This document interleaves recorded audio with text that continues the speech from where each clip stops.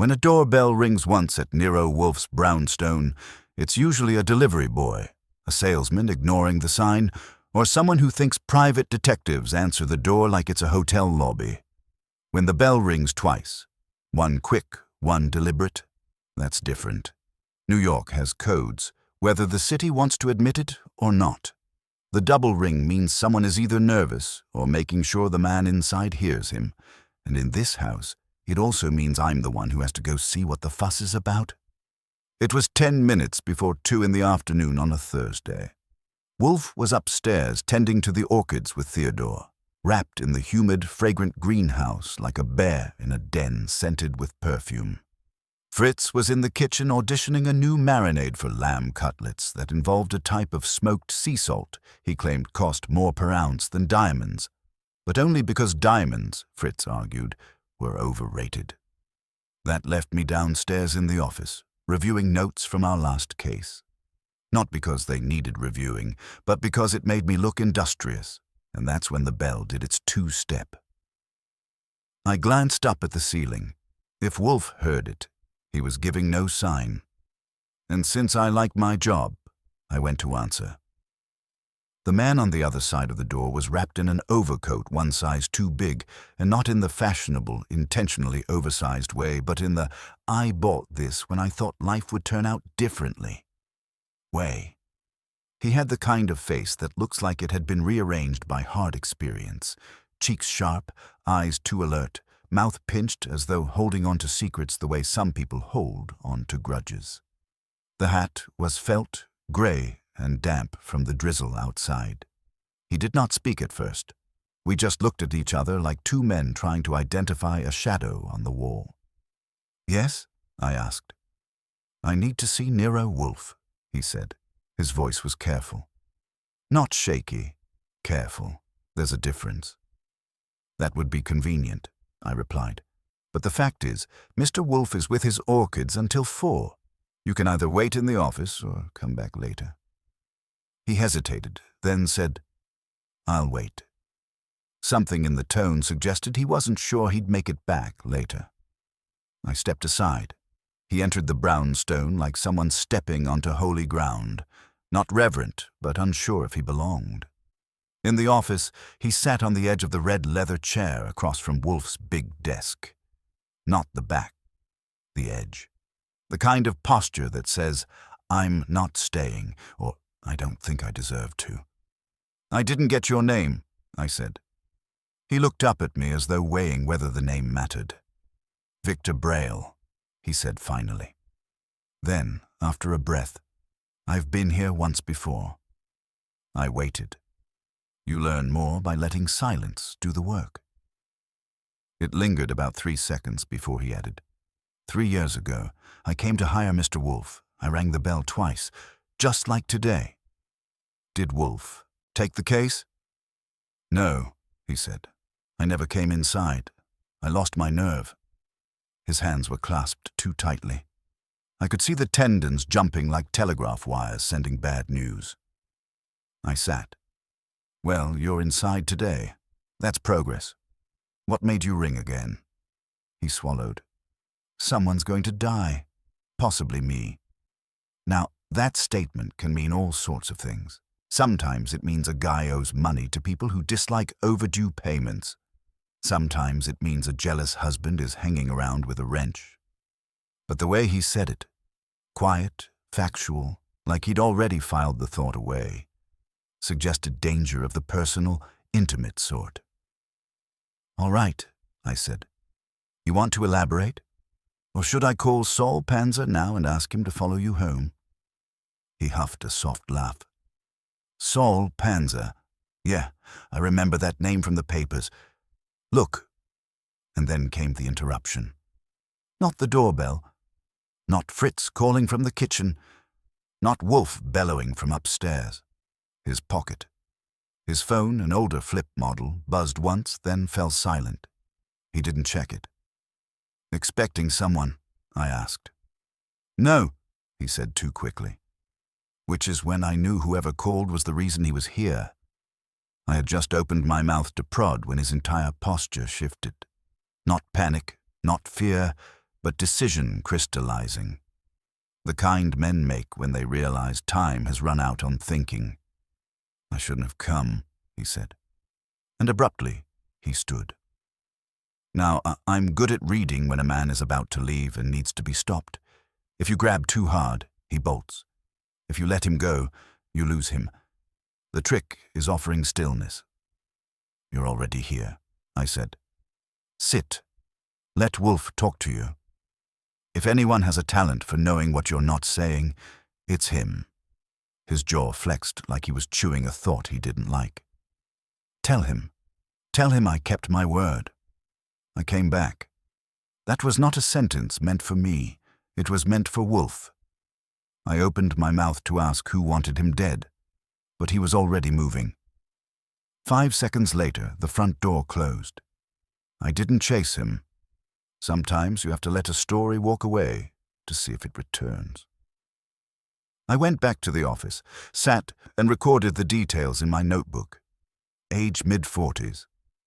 Nails neatly trimmed. Overcoat frayed at the pockets. Hair recently cut but not freshly washed.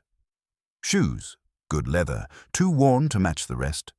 A man who had once lived above his means, now trying to pretend he still did, and expecting death to arrive soon enough that money didn't matter. Wolfe came down at precisely 4.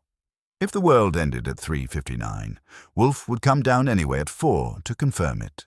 He lowered himself into his chair with his usual care, adjusted himself like a man settling into command, and looked at me.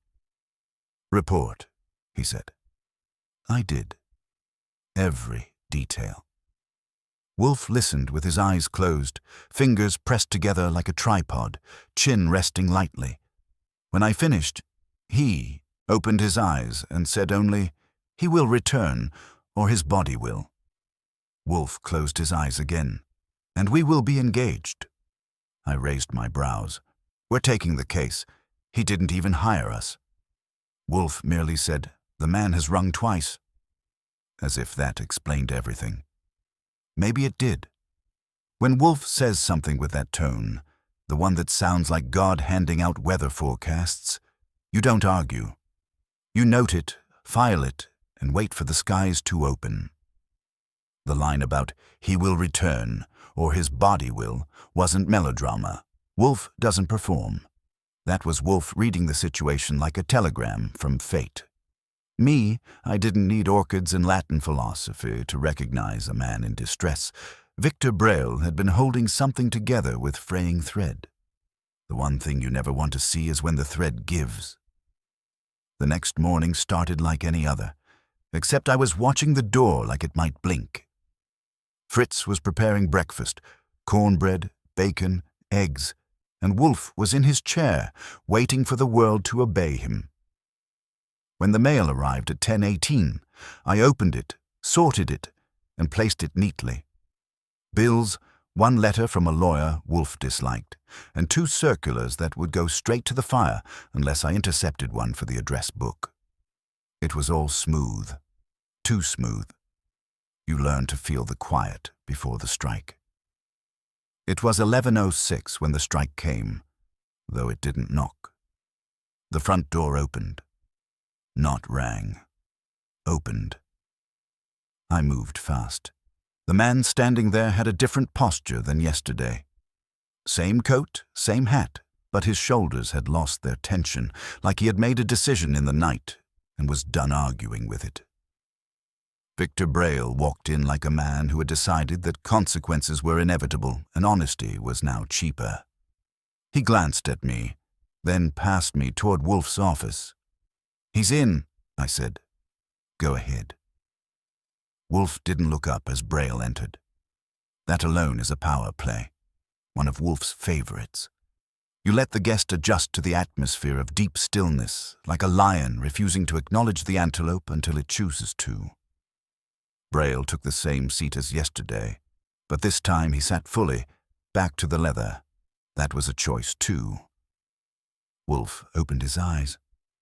"Mr. Braille," he said, the way a man greets someone whose name he had never forgotten. A flicker passed across Braille's face. Recognition. The first time, 3 years ago. Wolfe must have taken him in, sorted him, and understood him in one glance. Wolfe does that. The rest of us need conversation. Braille exhaled. You said once that I should come to you when I was ready to speak the truth. I did, Wolfe confirmed. And are you ready now? Yes. Then begin. And he did. My brother is going to be accused of a crime he didn't commit. Or if things go the way they're being set up, he'll be dead before the accusation is made at all. That woke every neuron south of my eyebrows.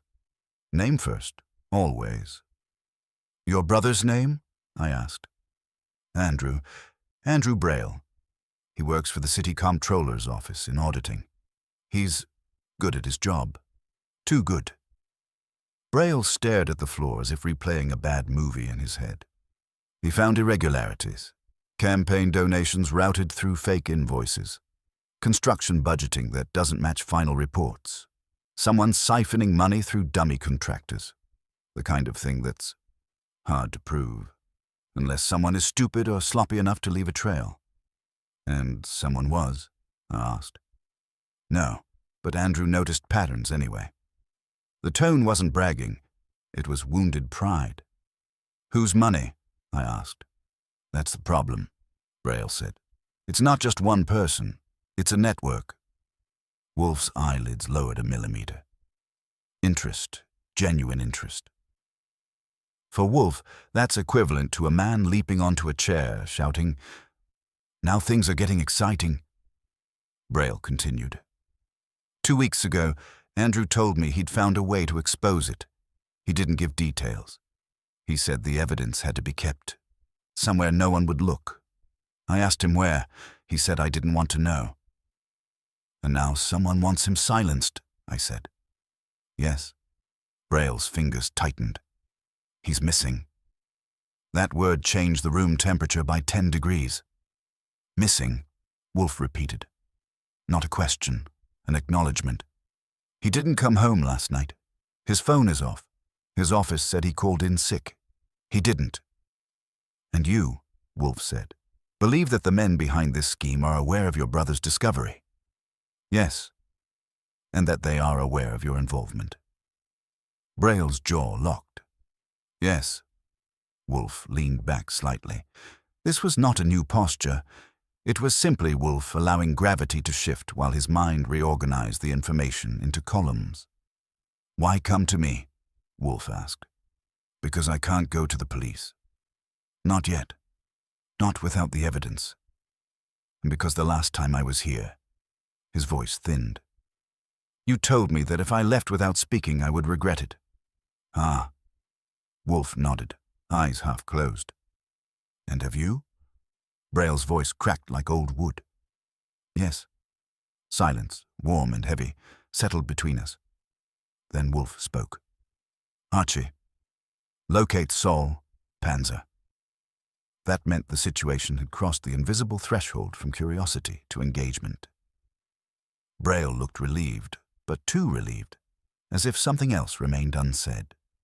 Which is when Wolfe asked casually, What did you hide in my house? Braille froze.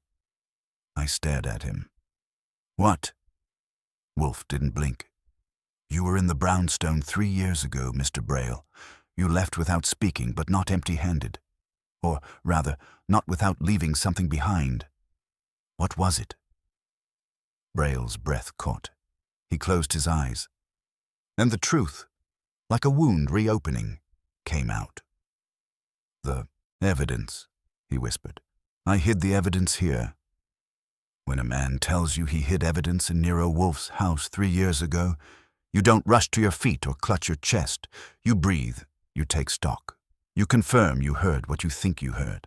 Then you look at Wolfe.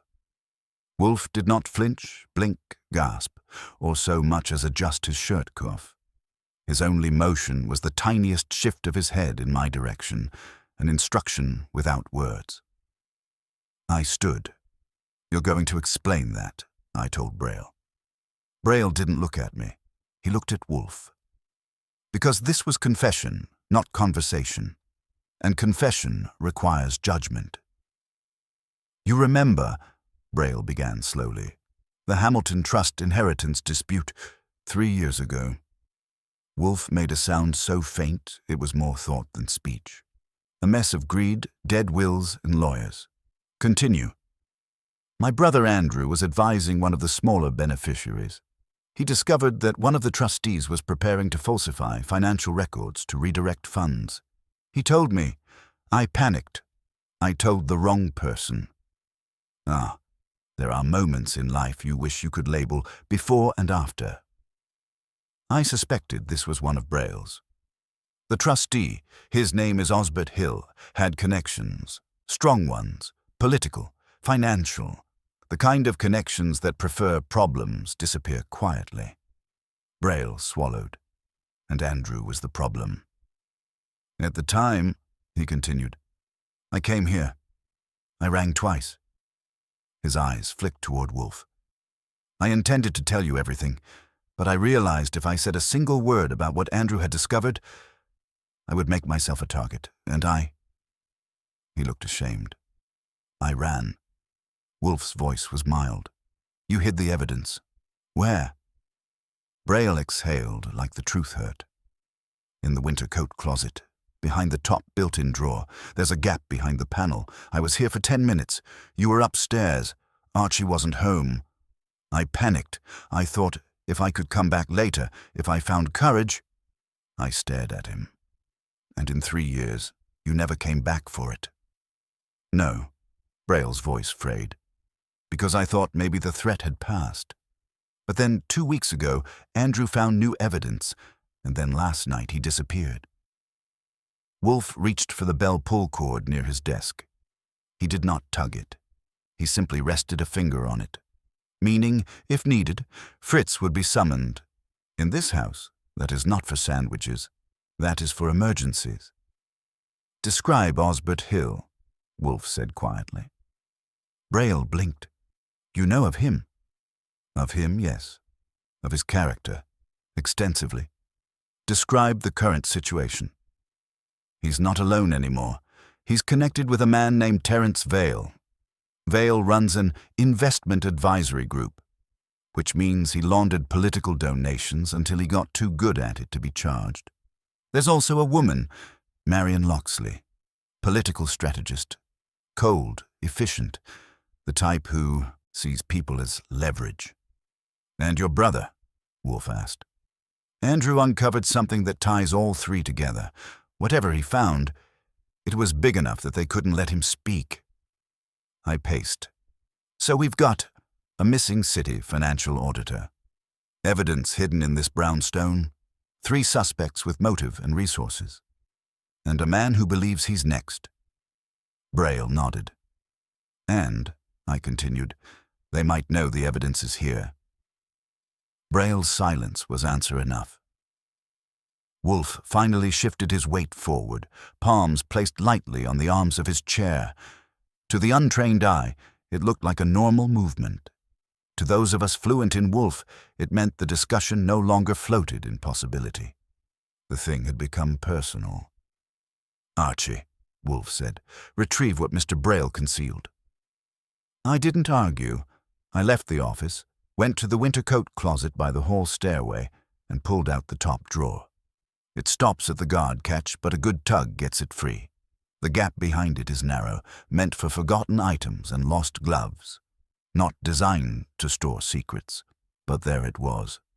A simple manila envelope, worn, slightly yellowed, edges soft. No markings, no dramatic lock, no wax seal, no theatrical flourish. Just truth wrapped in paper. I brought it back to Wolfe, placed it on his desk, and stepped back. Wolfe didn't open it. Not yet. He doesn't let evidence drive him. He interrogates context first. Evidence merely confirms what he already deduces. Mr. Braille, Wolfe said, what sent you away 3 years ago was fear. What brought you back today was guilt. That suggests a transformation of character. What I must determine is whether it was too late. Braille's voice came out raw. It might be. Just then, the bell rang. Once. Pause. Then again. 2 rings. I went to the door. This was not Braille's fear returning. This was something else. The woman standing there was composed in a way that is learned, not natural. Everything about her was sharp. The lines of her coat, the angle of her chin, the focus of her eyes. She had presence. Calculated presence. "Good morning," she said, as if the air belonged to her. "I'm Marian Locksley. I believe you're expecting me." Behind me, in Wolfe's office, Victor Braille's heartbeat could have been heard across the Hudson. Oh yes, the circle was forming.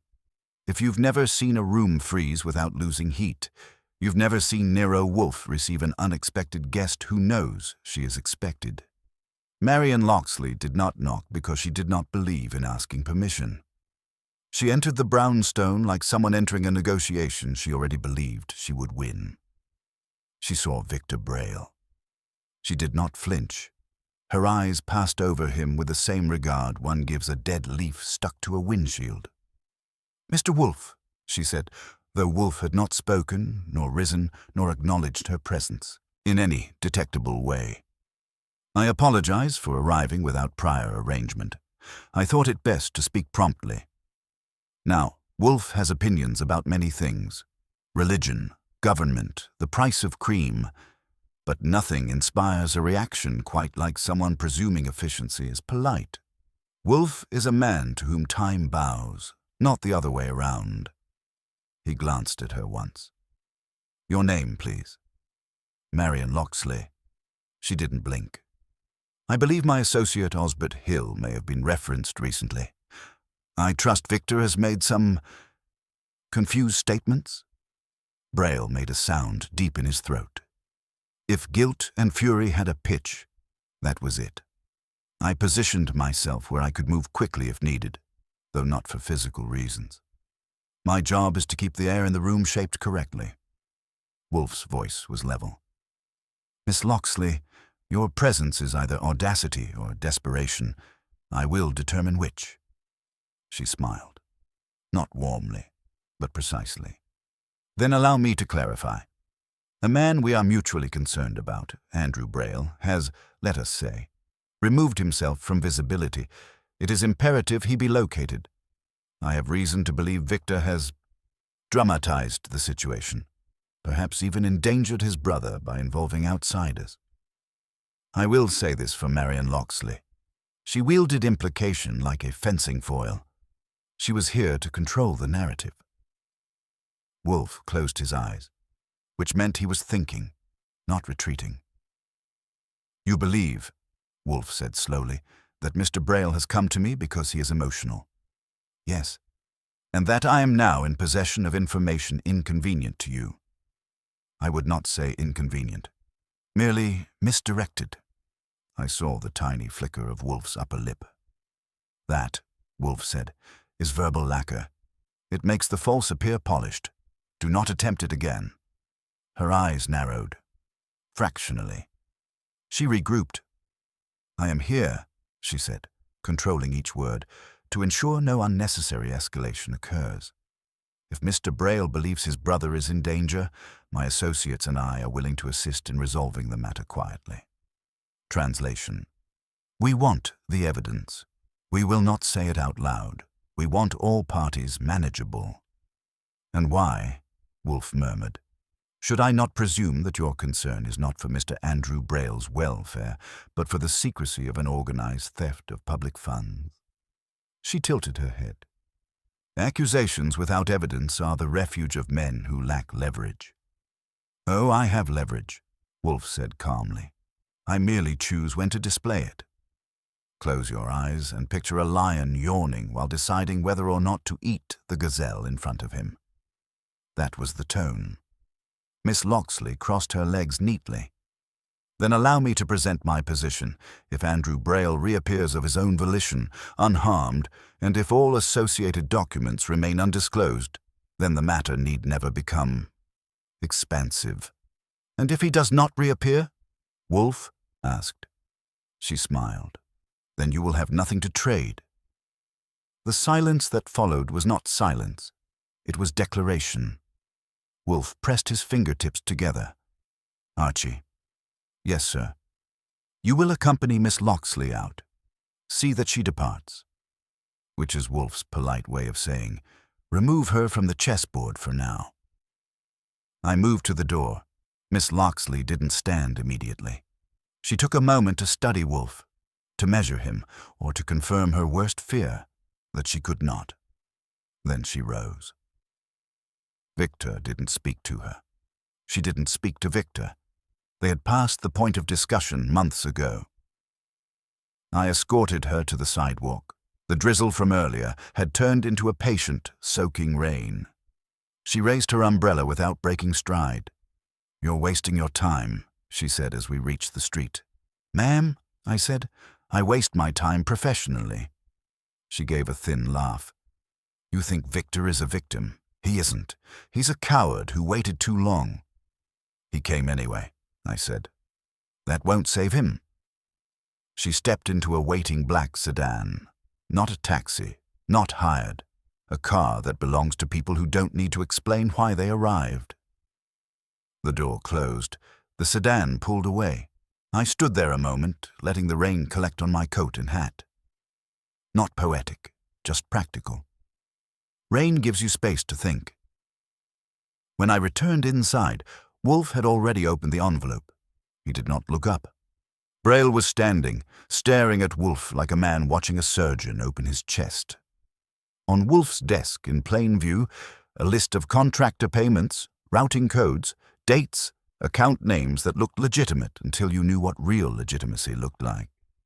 And one photograph of Andrew Braille, taken from a distance, unaware. Not missing. Being watched. Braille's breath hitched. Wolfe finally spoke. They already have him. The room stopped. And, Wolfe continued, they assume you will panic, and that I will refuse to involve myself. Braille's voice broke. But you? Wolfe looked at him with something not quite sympathy and not quite contempt. You rang twice, Mr. Braille, Wolfe said softly, and now it is my affair. I didn't need instructions. I was already reaching for the phone to call Saul Panzer. If you ever want to see an investigation walk on two legs, watch what happens when Saul Panzer steps into a case. Some detectives work like hammers, some like scalpels. Saul works like smoke. He gets in, around and behind before anyone notices the room has changed.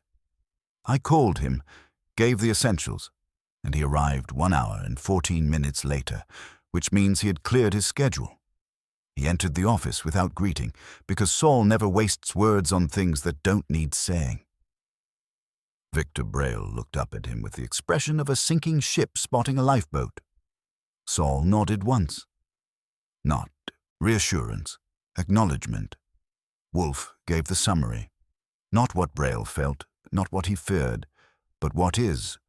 Andrew Braille is missing. Evidence implicates a network, Osbert Hill, Terence Vale, and Marion Locksley. Surveillance indicates Andrew was under watch. Marion Locksley had shown her hand by appearing here. Saul listened with his head slightly tilted, the way a cat listens to footsteps behind a wall. When Wolfe finished, Saul asked, only, "Last known location?" Braille answered, "Our mother's apartment. He left there at 6 last night to meet someone. He didn't say who." Saul nodded. "Address?" I handed him a slip. Already written, already expected. Saul left. No goodbye. Saul never says goodbye. When Saul leaves, it is implied the world is about to shift slightly in our favor. Once he was gone, Wolfe leaned back in his chair and exhaled once.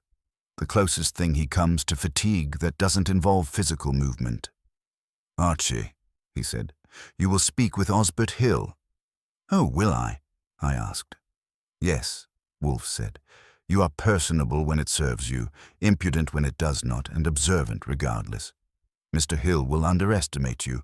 That is your advantage." If compliments from Wolfe came with gold plating, that was one. Braille looked uneasy. Hill won't talk.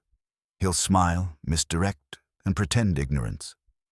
"Of course," Wolfe said. "He will say nothing useful, but everything revealing." Braille blinked. "Meaning?"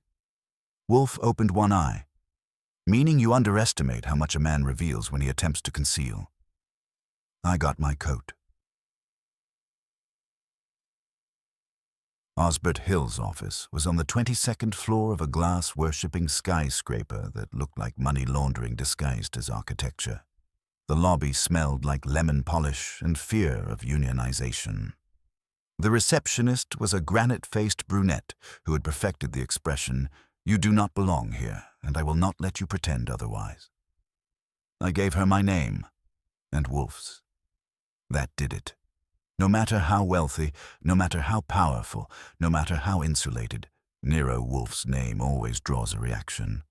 Fear, curiosity, arrogance, never indifference. She led me to a conference room with floor-to-ceiling windows designed to remind you how small your life choices were.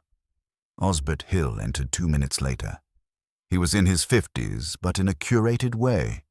Hair silvered, skin preserved by money that never sees weather, suit tailored by someone who understood vanity and insecurity share a seam. He smiled at me the way a butcher smiles at a cow that has already walked itself into the back room.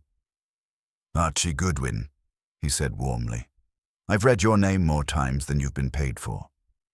"So have I said. "That's inflation for you." He laughed. "People always laugh when they don't know what I mean. It keeps them comfortable. That's useful. I didn't sit first." He did. That's a tell. "I'll be brief," I said. "Andrew Braille is missing. His brother believes you know why." Osbert placed his hands gently on the table. Victor has always had a flair for the dramatic. A troubled man. Very troubled. And Andrew is impulsive, sensitive. People like that get overwhelmed. "By who?" I asked. He smiled. "Themselves." Osbert Hill's voice carried the confidence of a man who believes consequences are for the unconnected. "He'll turn up," Hill continued. "Probably embarrassed, possibly hungover. You know how these things go." "Sure," I said. "A city financial auditor with a spotless record vanishes during an active corruption analysis. Classic case of a night out gone wild. Happens all the time." He did not appreciate the tone. He pretended to. "You're looking for danger where there is none," he said. I leaned back. "Has Marion spoken to you?" There it was. For the first time, his eyelid twitched. Just once. Barely a ripple. He didn't answer. He didn't need to. This wasn't a partnership. It was an alliance built on leverage. And alliances break. I stood. He made no move to stop me. As I walked past him, he said, "Whatever Victor told you, remember this.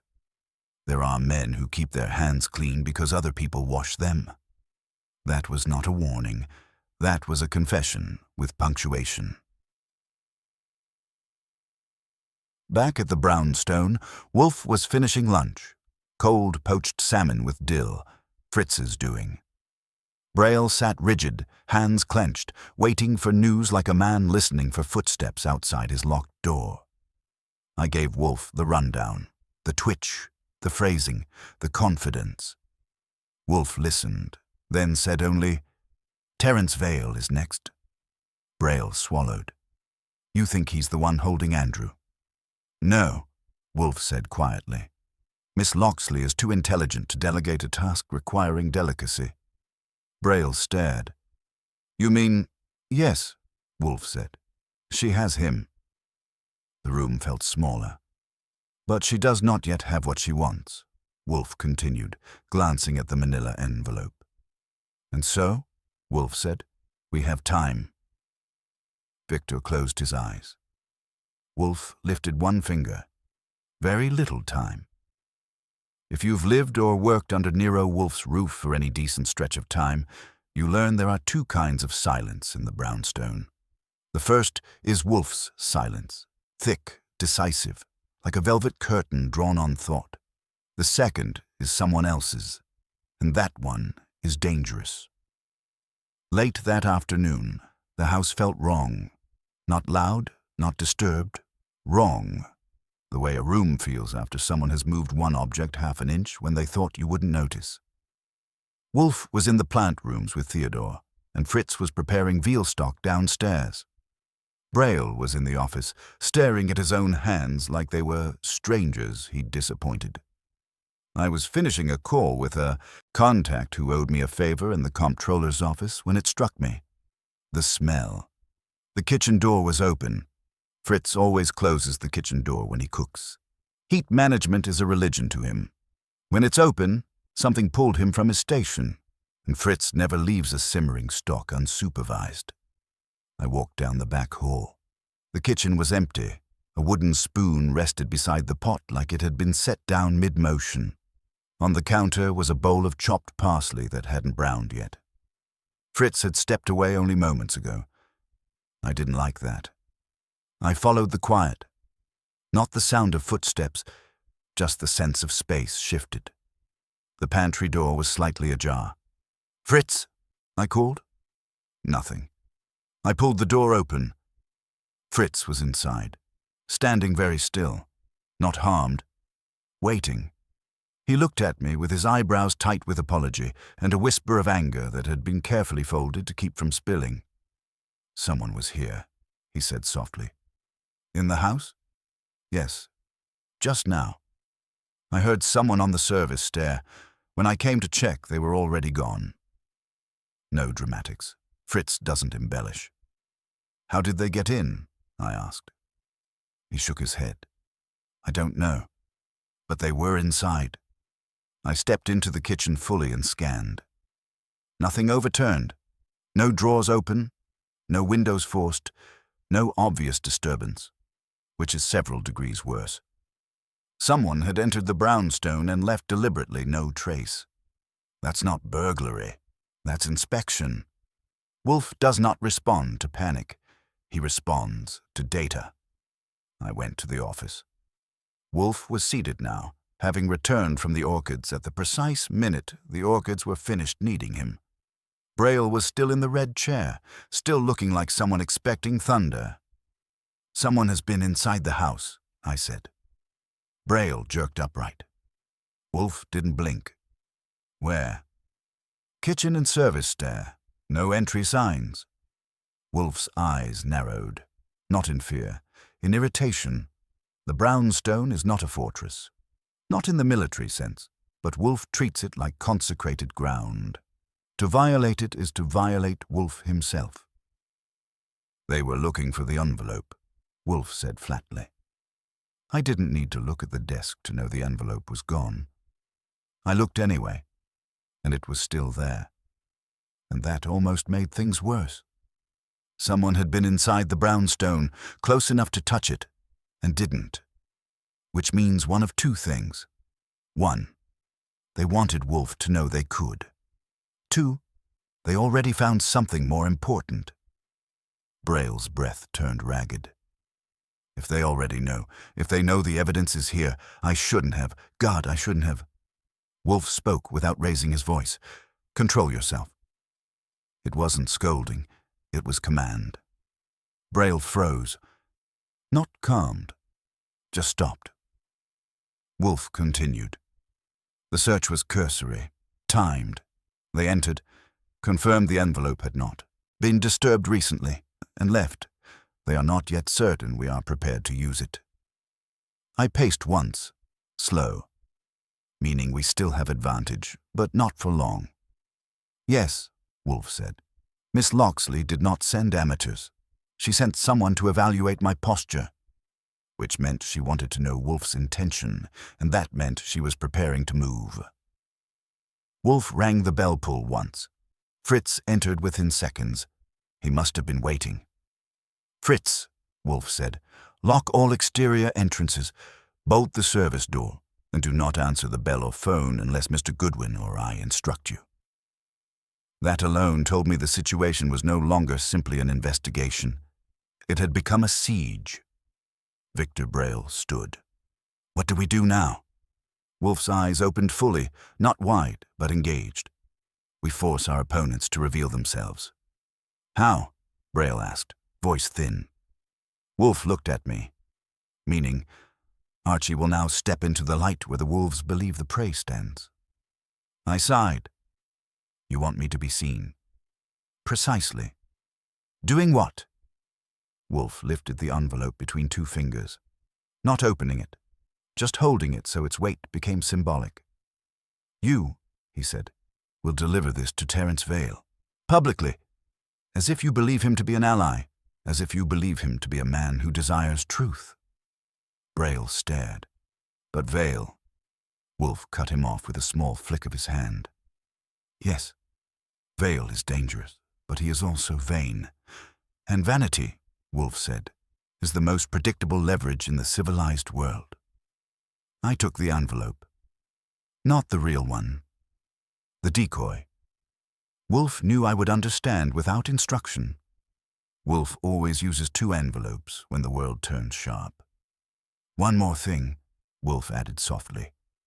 Braille and I both looked at him. When you approach Vale, Wolfe said, assume you are being watched from the moment you step outside this house. I nodded. Braille swallowed. Wolfe leaned back into his chair like a king returning to his throne. We are no longer reacting, he said. We are inviting them to make their move. The thing about walking into danger on Nero Wolfe's schedule is that you never walk into danger. You walk past it and let it follow you. Wolfe once told me that predators reveal themselves not by attack, but by how they shadow the thing they intend to strike. I didn't appreciate the wisdom at the time. I was a younger and handsomer idiot. I've improved only marginally. The decoy envelope sat inside my coat, snug and weightless, like a polite lie. Wolfe had prepared it quickly, convincingly worn paper, the right thickness, the right smell. Inside it was nothing but blank sheets and a shopping list in Wolfe's immaculate handwriting. If Vale wanted evidence, he'd first have to learn Wolfe's preference in molten salt. I stepped out onto West 35th, not rushing. You never rush when you want to be followed. You let the city move, around you at its own pace. The air was still damp from the day's earlier rain, the kind that leaves the pavement reflective enough to make the world look like it has two layers. One real, one watched. The first tail showed himself before I reached 9th Avenue. Not obvious. Good. The city is full of men in dark coats who think they're invisible because they don't speak.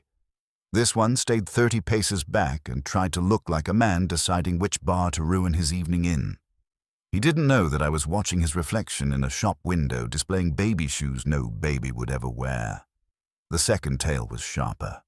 She rode the sidewalk across the street, brown coat, coffee cup, pace matching mine. She kept her head angled like someone reading bus schedules. Only problem, no bus on that block. Good. We were worth the expense. Terence Vale's headquarters was in a building that used to be a bank, back when banks wanted to look like temples instead of websites. Stone columns, brass doors, the whole intimidation package. I could have walked right in, but that wasn't the play. Wolfe didn't want quiet access. He wanted visibility. I paused right outside the entrance, lit a cigarette, let the smoke curl out in slow, lazy exhale. Being seen is much louder than being noticed. Then I entered. The lobby smelled like expensive carpeting and self-importance. A young man at the reception desk looked up with the kind of polite boredom that says he gets paid too little to care. Archie Goodwin for Mr. Vale, I said. No need to explain which Mr. Vale. He blinked once, swallowed, and dialed an internal line. His voice dropped. Send him up, the voice on the other end said. Immediately. Too quickly. I was escorted to the top floor by an elevator that moved like a sermon. Smooth, slow, deliberate. Terence Vale was standing when I entered his office. He was shorter than I expected, built like someone who chose his tailor before his ethics. He smiled like a vacuum salesman who believed his grin could suck your wallet through your ribs. Mr. Goodwin, he said, this is a pleasure. Let's not frighten the word, I said. This is an appointment, he laughed. Some men laughed from amusement. Vale laughed like he was polishing something sharp. I sat without waiting to be told. Wolfe says dominance is established by acting as though permission never existed. I placed the envelope lightly on the table between us. Not pushed, not slid. Presented. Vale's eyes locked onto it with the hunger of a man who had once been denied something he believed he deserved. "Where did you acquire this?" he asked. "From a man who thinks you might find it helpful." "Victor Braille," he said.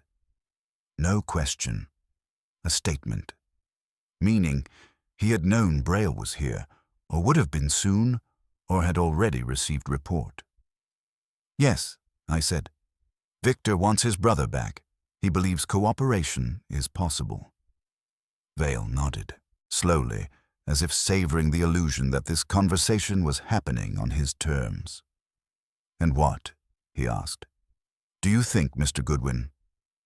"I think," I said, "that you want to appear like the kind of man who negotiates, while ensuring the outcome was predetermined." He didn't argue. He didn't blink. He only smiled. Ah, there it was. The room got smaller, not physically, strategically. "Mr. Goodwin," Vale said gently, "you misunderstand the situation. Andrew Braille is not missing. He is safe. He is being protected." I raised an eyebrow. "Protected from whom?" "From people who would misuse the information he discovered," he said, which translated to protected from anyone who could save him. "Miss Locksley is arranging matters," he continued. "She is very good at ensuring stability where chaos threatens." Meaning, she was keeping Andrew alive only as long as he remained leverage. Vale leaned forward. "Bring Mr. Wolfe a message for me. Tell him that discretion benefits everyone, including him." I stood. "No," I said. "You tell him." He blinked, then he smiled again, like someone adjusting the blade before the cut. I already have. I walked out. I knew I was being followed again before my second step outside. Same two shadows, same choreography. But there was a third now. Someone closer. Someone who wanted me to feel the following. I did not go back to the brownstone. I walked 3 blocks, cut through a grocery, slipped out the back, crossed through a laundry service, and doubled back through a florist. When I emerged, no tails, which meant they had stopped because they were satisfied, which meant they believed I had delivered the real evidence, which meant the noose was tightening on us and on Andrew. When I reached the brownstone and closed the door behind me, Wolfe looked up. "Well?" he asked. "They took the bait," I said. "Vale believes we gave him the evidence, and he told me Andrew is alive. For now." Wolfe nodded. Not pleased, not triumphant, simply aligning himself with inevitability. Victor Braille looked up from the chair, eyes wide, desperate. "What now?" he asked. Wolfe closed his eyes. "We wait," he said. Victor stared. For what? Wolfe opened his eyes again, sharper now, clear as a blade. "For them," he said, "to make the mistake they are proud enough to believe they will never make." Waiting in the Wolfe household isn't a passive activity. It's a tactic, a posture. Wolfe waits the way a bear waits in winter, not sleeping, merely conserving strength for when it must be used. Victor Braille, however, didn't understand the artistry of stillness. He kept rising, pacing, sitting, clenching his fists like his bones were trying to escape. I didn't blame him. His brother was somewhere between alive and gone, and his conscience was sitting heavy enough to tip the scales in either direction. Saul Panzer checked in at 6:14 p.m. No phone call. The bell rang once, just once, and I opened the door. Saul entered like he was returning from an afternoon stroll and not from wading waist-deep into the city's underworld. He shook the rain off his coat, hung it on the hall rack, and stepped into the office. Wolfe opened one eye. "Well?" he asked. Saul sat. Not slowly, Not dramatically, just sat, which meant he had information worth sitting down for. Andrew was moved, Saul said. Earlier today. Victor froze. Alive, Saul added, without being asked. But not comfortably. They're keeping him somewhere temporary. That means they're planning a transfer. To where? Victor asked, his voice cracking. Saul glanced at Wolfe before answering. Possibly out of state, possibly not. Depends on how fast they think you're acting. Which is why, Wolfe said, we will not rush. That almost broke Victor. Not rush, not rush. My brother is... Wolfe lifted a single hand.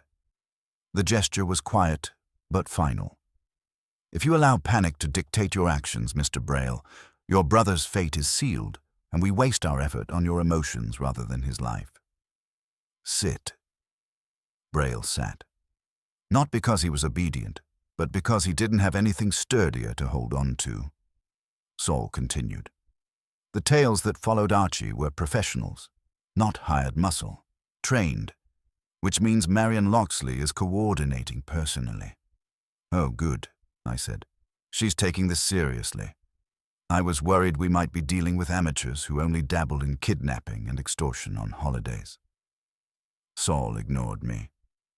Wolfe didn't. Your levity is noted, Wolfe said dryly. Do not let it exceed its usefulness. Meaning, keep the jokes, but do not misinterpret the situation. Braille leaned forward. So what happens now? Wolfe looked at him steadily. Now, Wolfe said, we tighten the frame. He turned to Saul. We need confirmation of where Andrew is held. You know the radius. You know the pattern. Saul nodded once. I'll find it. And just like that, Saul was gone again. Victor looked at Wolfe. There was something new in his face. Not panic, not fear. Trust mixed with dread. The type of trust you have in a surgeon you're not sure can save you, but you know is the only one who might. Then the phone rang. Not the office line, the private line, the one that almost no one uses. I answered. Nero Wolfe's residence. A woman's voice. Calm, composed, coated in silk and razor wire. Archie, she said. Marion Loxley. Have you reconsidered your employer's position? She asked. I smiled, even though she couldn't see it. We're still in the thinking stage. It's a long stage. We've got furniture in it. No jokes, she said. Not today. That got my attention. She wasn't posturing. There was something in her voice. Tension held too tightly. Not fear, but strain. Something had gone wrong. Talk, I said. She exhaled once. Terence Vale is dead. I went still, not shocked, just calculating. How? I asked. Shot, in his apartment. Quick, clean, efficient. Which ruled out panic, burglary, and amateur theatrics. This was a clean-up. Who? I asked. I don't know, she said, but I have a suspicion. Victor was staring at me now, face white. Your brother? I asked quietly. No, she said. Not Andrew. Andrew is valuable. Then who ordered it? Silence. Not confusion, not hesitation. Choice. Then she said, Osbert Hill. Victor made a noise like he had swallowed broken glass. He wants to remove all liabilities, Marion continued. Andrew is next, and Victor after him, and if Mr. Wolfe is in possession of evidence that threatens Hill, then Wolfe will be eliminated as well. She paused. Then her voice changed. Not hard, not cruel, honest. I did not agree to this. This was not part of the arrangement. Hill has crossed a line. Victor stood up, shaking. Then help us. Help my brother. Another silence. Then Marion said quietly, Meet me. Of all the things she could have said, that was the one that held the most risk, for her, for us, for everyone on the board. Wolfe spoke then, without moving. Where? He asked, loudly enough for Marion to hear. Marion inhaled. Not by phone, she said. I'll come to you. No, Wolfe replied. You will not. Victor blinked. I waited. Marion paused. Then where? Wolfe's voice was quiet and absolute. Bring her here, Archie. But she must arrive believing she is safe, and she must arrive alone. How? I asked. Wolfe closed his eyes and spoke the words of a man who had already begun rearranging the chessboard. We will offer her sanctuary. Victor stared at Wolfe like he was staring at something terrifying and magnificent at once. You're trusting her? Braille asked. No, Wolfe said. I'm cornering her. And the room changed shape, not physically, strategically. The storm was no longer coming. It was already here. There are moments in a case when the city feels like it's holding its breath. The night Marion Loxley agreed to come to the brownstone was one of those moments.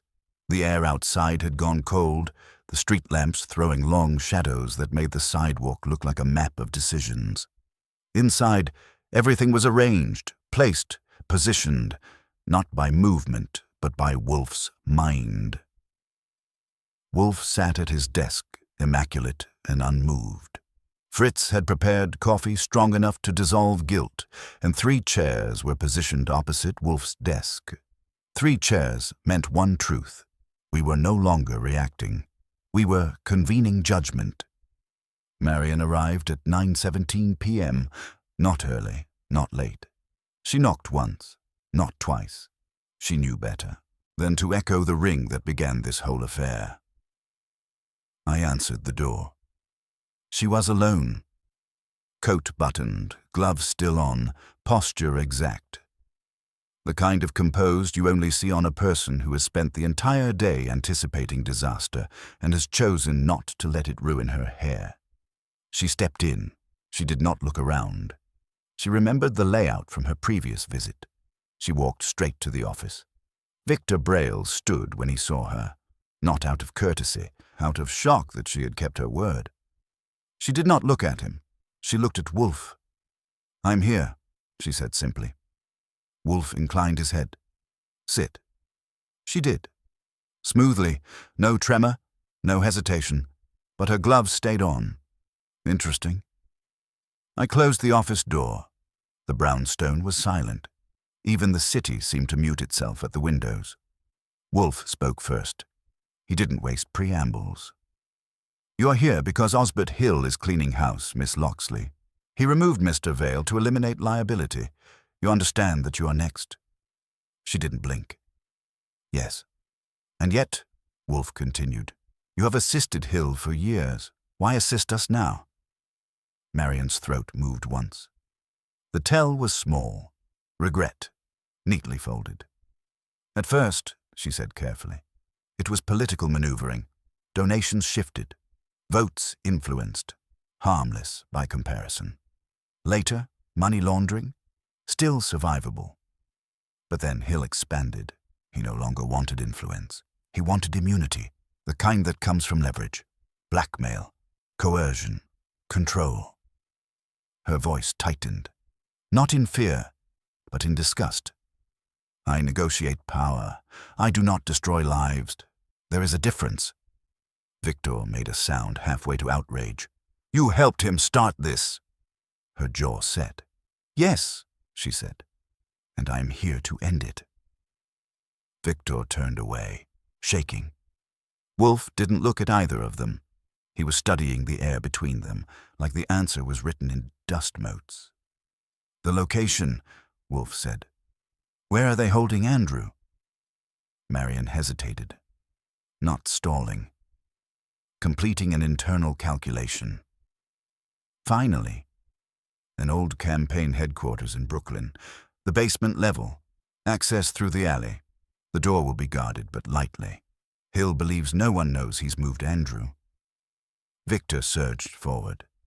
Then what are we waiting for? No, Wolfe said. Victor froze. Marion looked at Wolfe. If you wait, Hill will move him again, and once he does, he will not remain alive. Wolfe opened his eyes fully, sharp, alert, dangerous.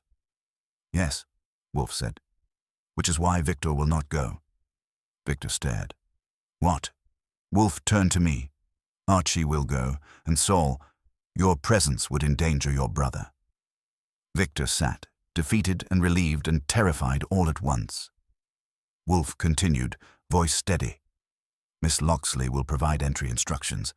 The layout, the guard rotation, codes if they exist, everything. Marion nodded. I came prepared. She reached into her coat slowly. I moved before thought. I was at her side, hand ready to intercept, but she only drew out a folded page. Handwritten. Floor plan. Notes. I took it and returned to my post. Wolfe studied her. You are assisting us, he said, not out of guilt, but self-preservation. Yes, she admitted. You understand, Wolfe continued, that if I retrieve Andrew, the evidence will be made public. She closed her eyes. Yes. Wolfe leaned back. And you understand that Osbert Hill will then come for you. She exhaled, and for the first time, she looked human. I know. Silence held the room, deep and heavy. Then Wolfe's voice dropped to something quiet, nearly gentle. And yet you came. Marion looked up, eyes clear. I will not be complicit in murder. Victor's breath broke. Just once. Wolfe nodded once. Judgment rendered. Very well, he turned to me. You will go at once. Saul will meet you 2 blocks north. Do not enter the building until you have confirmed Andrew's presence. If danger exceeds your capacity to remove him safely, retreat. Do not be heroic. Heroism is wasteful. That's practically a love letter, I said. Wolfe scowled. Go. I put on my coat. Victor stood and caught my arm. His voice was a whisper, scraped raw. Don't let him die. Please. I didn't promise. Promises are for men who believe they control outcomes. I only said, I'll bring him home if there's a home to bring him to. I reached the door. Behind me, Wolfe said, Archie. I turned. Wolfe's expression didn't change, but his voice did. Soft, heavy, certain. They will make their move tonight, and so will we. I nodded. Then I stepped into the rain. The storm had fully broken, and the real game had finally begun. I met Saul Panzer 2 blocks north of the brownstone under the flickering neon sign of a laundromat that had been temporarily closing for 3 years. He didn't say hello, and I didn't ask how much he already knew. Saul exists in a state of informed neutrality. It's part of why he stays alive. He studied the floor plan Marion provided, nodded once, and handed it back to me. 2 guards outside, 1 inside, he said. Probably a 4th watching the hall. Hill likes redundancy. No emotion in his voice. No tension. Just the layout of reality. We took a taxi, because nothing invites attention like deliberate stealth. When we arrived in the industrial block in Brooklyn, the street was nearly empty. The rain had tapered into a mist that softened the streetlights into pale halos. The building was squat brick with a metal roll-down gate. Old campaign posters still clung to the windows, sun-bleached smiles of people no one remembered electing. We didn't approach the front. Saul guided me down the alley behind the building. The security lights were positioned to blind someone advancing from the open street, so we came in from the shadows. 2 men stood at the rear entrance, pretending to smoke. Their posture said bored, but their eyes said alert. Professionals, not neighborhood toughs. Saul gave me a look that meant, take the left. I nodded. The approach wasn't dramatic. We walked. Calm, like 2 men here for a prearranged meeting. One of the guards opened his mouth to challenge us. I hit him first, heel of my palm under his jaw, quick, quiet. Not heroic. Efficient. He crumpled. The second reached for a gun. Saul's arm moved once, like brushing lint off a coat, and the gun never cleared the holster. 2 bodies lowered gently to the ground. No noise. No alarm. We opened the door. The basement was poorly lit, the air thick with damp concrete and old promises. A single door with a sliding lock waited at the far wall. We heard breathing on the other side. I knocked. Lightly. Nothing. I slid the lock. The door opened inward. Andrew Braille sat in a chair, not tied, but too weak to stand. His face was gaunt. His eyes were awake. He saw me and flinched. Not in fear, but in disbelief. "I've got you," I said, and he nodded once. He didn't need a speech. Saul lifted him by the arm. Andrew stood. Barely. But he stood. We moved fast. We retraced our path. We cleared the alley. No alarms. No footsteps behind us. Only when we were 2 blocks away did Andrew speak, voice shredded. "Victor, is he okay?" "Yes," I said. Waiting. Andrew exhaled, a sound halfway between relief and grief. Saul flagged a cab. We put Andrew in the back. Saul sat beside him. I sat up front. We didn't talk. Some victories do not need narration. Victor was standing in the hall when we returned. He didn't run, didn't shout, didn't collapse. He just walked to his brother and put his hands on his shoulders, holding him like something fragile and returned from fire. Andrew didn't speak. He didn't need to. You can recognize your own blood even when life has been wrung out of it. I let them be. When I stepped into the office, Wolfe was already seated. Marion Loxley sat opposite him, perfectly composed, but her gloves were off now. That told me everything I needed to know. She had already made her final choice. I stood beside Wolfe's desk. Wolfe opened his eyes. "Good," he said. "Proceed." I placed the real envelope on the desk. Marion inhaled. Victor and Andrew entered the room next. Andrew leaned heavily on his brother, but his eyes were clear enough to recognize the people who had tried to use him, so Wolfe spoke. Not loudly, but with the finality of a judge delivering a sentence already written. "Miss Loxley, you will testify." She nodded once. "Mr. Braille," Wolfe continued, looking at Andrew, "you will confirm the chain of evidence." Andrew nodded as well. "And Osbert Hill," Wolfe said finally, "will be removed from his position within 48 hours, indicted within 2 weeks, convicted within 18 months, and forgotten within 5 years. No one questioned him, not because they didn't understand, but because they did. Marion rose to leave. She paused at the door. "Mr. Wolfe," she said softly. "Thank you." Wolfe didn't respond. He didn't need to. The door closed behind her. Victor and Andrew left next, quietly, like men stepping back into the world with new gravity. Saul tipped his hat and vanished into the night. And then there were 2.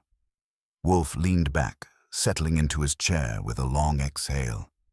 Fritz entered with dinner trays. Veal stock, buttered asparagus, a loaf of bread so perfect it could absolve sin. Wolfe ate. I sat across from him. The world outside moved on. When the plates were cleared and the silence was warm again, Wolfe spoke, not to explain, not to moralize, but to state the one simple truth that had been waiting since the first bell rang. "Most men do not fear guilt, Archie," he said. "They fear recognition." He closed his eyes. "That is why they run." I leaned back in my chair. "Not everyone runs," I said. "No," Wolfe murmured. "Some return." Outside, the city kept breathing. Inside, the brownstone was quiet again. Case closed. There's a particular silence that settles over the brownstone after a case concludes. Not relief, not exhaustion. Something steadier. A recalibration of the air. The sort of quiet that reminds you most danger doesn't arrive with shouting, but with a knock at the door and someone who rings twice. It was 2 days after Andrew Braille came home. The newspapers had begun circling the story like gulls around a fish market. A financial scandal in the comptroller's office was juicy enough. A dead investment advisor made it front page. If Osbert Hill was sweating, he was doing it behind the kind of lawyers whose job is to make sweating look elegant. Marion had gone to the district attorney that morning, accompanied by Saul. She didn't need Saul for safety. She needed him for certainty. Saul makes certainty portable. Victor brought Andrew back to his mother's apartment, where the curtains were drawn and neighbors were instructed to say nothing. The medical care would be quiet, private. The emotional repair, well, there are some wounds that don't mend in rooms others can see. I was at my desk typing up notes, not because Wolfe wanted them, but because someday I may want to remember how this all felt. Detective work isn't memory-proof. Even clarity fades. Wolfe was in his chair, not reading, not speaking, just sitting in that mountainous, immovable way of his that suggests the world will organize itself if he simply waits long enough. He had just finished a glass of beer and Fritz was preparing lunch. Braised duck with blackberry reduction. If there's one constant in this home, it's that life-threatening conflict does not interfere with cuisine. The doorbell rang. Once, then again. Not sharp, not desperate. Measured. I didn't need to look at Wolfe. I stood and went. Victor Braille was on the other side. He wasn't the same man who had walked in that first day. Shoulders clenched, eyes carrying the knowledge that something was already broken. Now he looked tired, but grounded, like he had put down something heavy, even if the weight of it would always leave marks. "Mr. Goodwin," he said. "Mr. Braille," I replied. He stepped inside. No hesitation this time. He'd already crossed this threshold once and survived it. He entered the office and faced Wolfe. "Andrew is home," he said. Wolfe inclined his head. "Good." Braille stood a moment longer, hands in his pockets, searching for a place to put the words he carried. "I wanted to thank you," he said, properly. "You did," Wolfe said. "By retrieving your brother. The rest is noise." Victor huffed a thin laugh. "Noise," he repeated. "Yes, but necessary noise." Wolfe tilted his head. Not impatience. Recognition. Victor continued. "I also came to tell you something. Not about Hill, or Marion, or the evidence." He paused. "About me." Wolfe didn't blink. Victor took a breath. 3 years ago, I ran because I thought courage was supposed to feel righteous, strong, absolute. I thought I didn't have it. He swallowed. "I know now that courage is sometimes just walking through a door you left once, even if you walk shaking." Wolfe's eyes half closed. "Fear," Wolfe said, "is not a deficit of character, only a deficit of discipline. You corrected that." Victor nodded. That was enough. He looked at me next. "You were right," he said. "Coming here was progress." "I'm full of good advice when no one listens to it," I said. He smiled. A real one. "I hope," Victor said, stepping back toward the door, "that I never have to see either of you again." "That," I said, "is the sincerest gratitude anyone ever expresses around here." He left, the door closed, and just like that, Braille was no longer part of the brownstone's orbit. Wolfe remained silent for a full minute. The room didn't feel heavy anymore. Just full. Finally, he said, "Archie, the orchids," which translated clearly enough. "The case is done. Let the house return to itself." I stood. "Do you want me to accompany you?" "No," Wolfe said. "This is not a matter requiring company." Meaning, the orchids were not an escape. They were meditation. He rose, slowly, carefully, as though the air had to negotiate with him. Then he made his way upstairs. I stayed in the office, listening to the familiar rhythm of the house returning to equilibrium.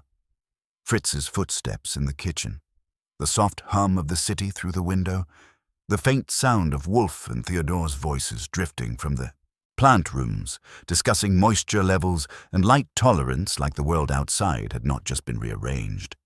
The brownstone was whole again. No intruders, no envelopes hidden behind drawers, no footsteps on the service stair. Just order, which is the thing Wolfe defends above all else.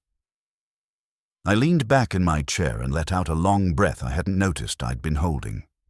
I thought of Andrew, alive but changed. Of Marion, standing before the law she had once maneuvered around. Of Hill, soon to discover that the world is rarely as loyal as the fear that holds it together. And of Wolfe, still immovable, inevitable. The city outside kept moving. The brownstone stayed still. Some men chase justice, some enforce it, but Nero Wolfe, he establishes it, and I have the privilege of watching him do it. Case closed. Life resumed its usual axis in the brownstone, if usual is a word that can be applied to a household that contains a genius who refuses to stand more than necessary, a master chef whose seasoning preferences verge on theological, and me. And of course, the orchids. Always the orchids, those thousands of quiet witnesses to human folly. 2 weeks passed. Enough time for the newspapers to sharpen their teeth. Enough time for the district attorney to decide which reporters to leak to. Enough time for Osbert Hill to realize his public confidence was a smokescreen that even he could no longer breathe through. Saul kept us informed. Not daily. Just when there was something to know, and when Saul says there is something to know, it's never speculation. Hill had been indicted. Just like Wolfe predicted. Not loudly, not with spectacle. Quietly, efficiently, like all great executions of civic housekeeping. Hill would fight, of course. Men like him always pretend they have one more move. But the foundation had already been pulled from under him, brick by brick, signature by signature. Marion Loxley didn't vanish. She didn't flee to Argentina or step into the shadows of a consulting firm with an unlisted address. She testified, calmly, precisely, with a clarity that made more than one senator sweat through his collar. The papers called it a stunning reversal. They always say that when someone chooses conscience after too much delay. Wolfe didn't call it stunning. He called it inevitable. Moral arcs don't bend. They break and realign. Andrew Braille began walking again, not physically. He could walk, but as himself. He visited once, just once. Not to talk about the case, but to thank Wolfe in a way that did not try to repay anything. There are debts that are not owed but shared. He looked healthier, not healed, just living again. Victor wrote a letter. He didn't deliver it in person. It arrived in the day's mail, sealed in the kind of envelope that tries not to attract attention. Inside, people speak of salvation like it is a single moment. But perhaps it is simply the act of returning. Thank you for giving me the door I could walk back through. Victor Braille. Wolfe read the letter once, folded it, and placed it in the bottom drawer of his desk. Not the case drawer, the human one. If you don't know the difference, then you haven't been here long. The Thursday after that, we had lamb saddle with fresh rosemary and roasted potatoes, and Wolfe spent 20 minutes explaining to me why most chefs assault garlic rather than woo it. As usual, I nodded and retained only the parts that mattered. Fritz makes garlic taste like something other chefs have spent their lives apologizing for. We were finishing coffee when the bell rang. Once, just once. I went to the door. No mystery this time. No dread. Just Inspector Kramer, hat low, raincoat damp from the November drizzle, expression already irritated by the crime of existing in a world where Nero Wolfe refused to cooperate in any way he found inelegant. He pushed past me without asking. Our dance is familiar. Wolfe, Kramer said, stomping into the office. Don't gloat. I rarely do, Wolfe replied, which would have been funny if either of them believed it. Kramer slapped the morning's Gazette onto Wolfe's desk. The headline was what you'd expect. City Power Broker Charged. Network of Fraud Exposed, and beneath it, in smaller text, Testimony from Strategic Advisor Key in case. Kramer jabbed a finger at it. You planned this, he said. Not accusingly. Just stating the unpleasant fact that Wolfe's existence complicates police work on a structural level. Wolfe took a sip of beer. I planned only what logic dictated. Don't start, Kramer growled. Every time something like this happens, it's never simple with you. There's always layers, shadows, intentions, people who think they're running the game until you prove they're just pieces on the board. Wolfe didn't respond. Kramer looked at him, then sighed. Deep, tired, maybe even a little grateful. Not that he'd ever admit it. You saved 2 men's lives, he said. That matters. Wolfe's eyes flicked open halfway. Life, he said, is not the thing to be preserved. Dignity is. Kramer stared at him, then nodded, once curtly, almost respectfully. He turned, grumbling all the way out the door. I closed it behind him. I walked back into the office, hands in my pockets. Wolfe was watching me now, rather than the window. Well, I asked. Wolfe exhaled through his nose. Satisfactory. That was praise. From Wolfe, that was a standing ovation. I sat. The city continued breathing outside. The orchids continued blooming upstairs, and peace, however temporary, returned to the brownstone. Some houses hold history, some houses hold chaos. This one holds order. And I, Archie Goodwin, have the privilege of keeping watch.